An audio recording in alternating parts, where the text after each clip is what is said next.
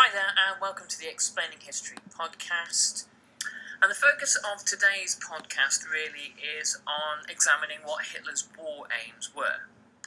If we can get clear on what Hitler was trying to do, then it gives us a lot of tools in analysing what actually happened and the reasons why it occurred. And as we explore that, and it helps to make sense of the kind of dynamics of World War II. So in short, Hitler's war aims fall into the following categories. Firstly, he intended to overturn the Treaty of Versailles. Secondly, he intended to create a Lebensraum, a racial space for a growing German people as he saw it.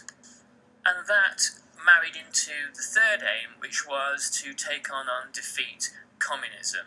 He saw the future of the German people as being an empire in the East, carved out of the Soviet Union, and he saw communism as really the creation of international Jewry and a conspiracy created by them. Obviously, this is a fantasy in Hitler's mind.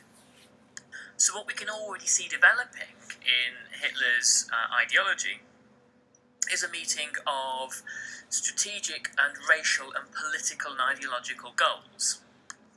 And I would say that racial thinking underpins much of Hitler's decision-making. Hitler looked on countries like France and Britain as rivals and threats to be eliminated, but he's not so concerned really with their racial subjugation or annihilation. That's really not part of the issue at all.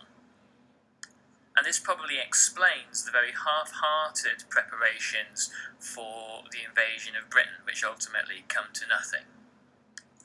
Of Hitler's two books, Mein Kampf and Das Schweizbuch, Hitler wrote out a series of dreams and ambitions and plans. Now, we've got to be cautious with this. It's all very well to look at what Hitler wrote and say, here is evidence of a plan, here is evidence of a clearly thought out strategy.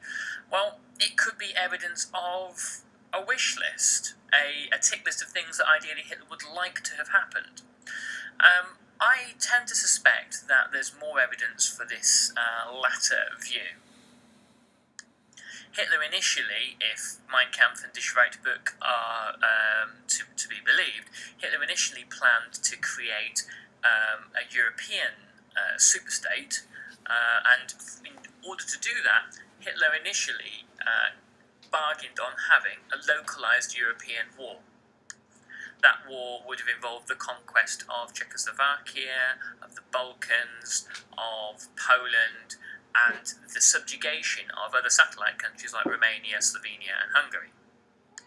So stage one was to establish himself as a European superstate, and this was not dissimilar from the worldview of the Kaiser, who had this view of Eastern and Central Europe as being Germany's backyard, or Mitteleuropa, Middle Europe, that would act as satellites revolving around Germany itself.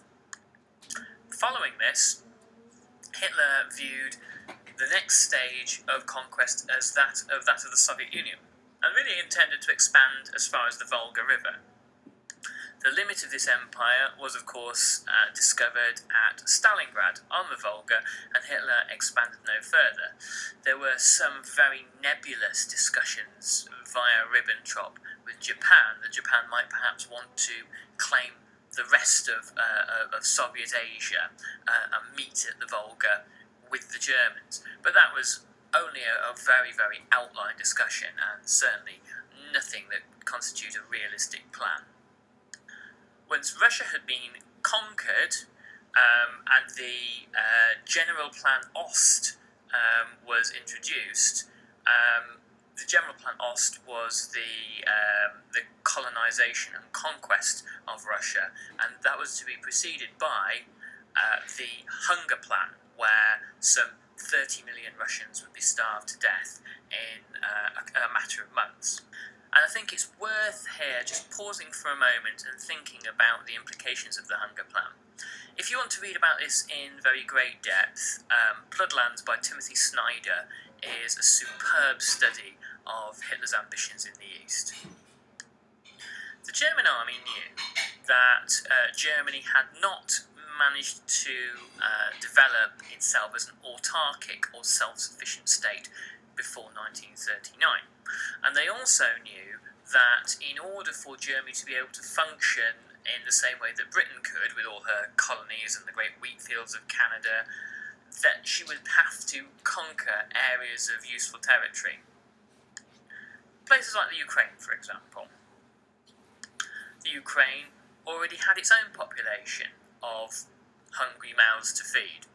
So the genocidal strategy that was dreamt up, not so much by Hitler himself at this point, but actually by the German General Staff, was that a hunger plan, a forced starvation of most of European Russia, would have to be instituted in order for the Wehrmacht, for the German army, to be fed and to be equipped and to continue being able to fight on a number of fronts, and also to enable a standard of living artificially high for the German people back home to be kept.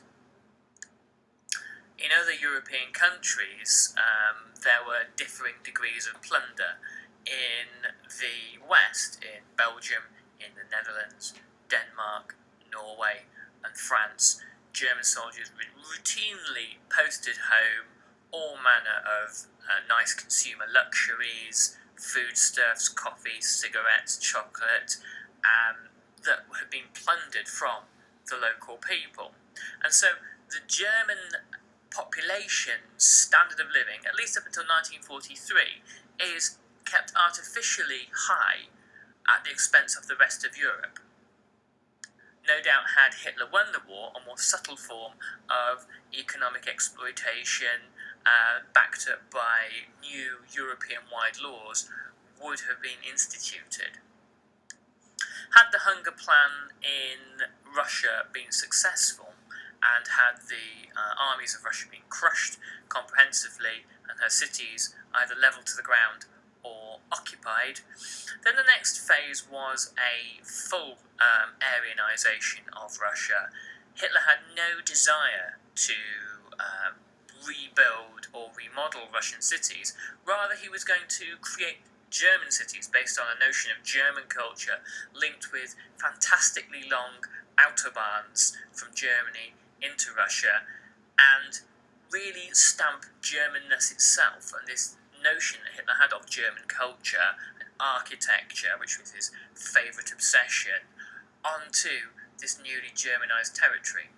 The land would be occupied by soldiers who would then become farmers, and the farmland that they would be given and granted would be part of their just reward for all their fighting.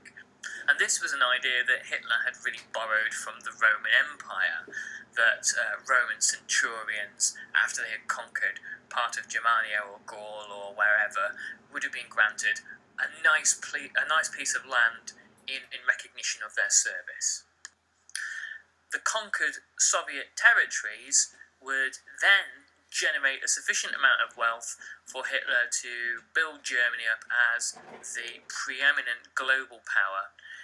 By this point, Hitler was hoping that the British Empire would have withered to a point of insignificance and would be easily beaten. Hitler wasn't so interested in obtaining colonies in Africa and Asia.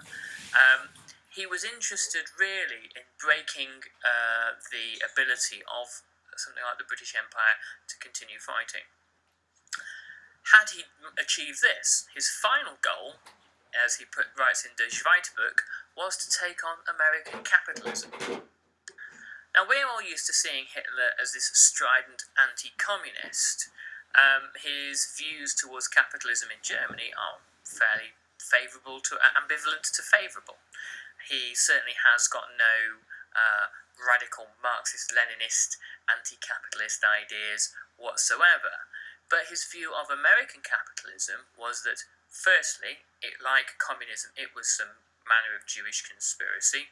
Secondly, it was enormously productive and powerful and therefore threatening.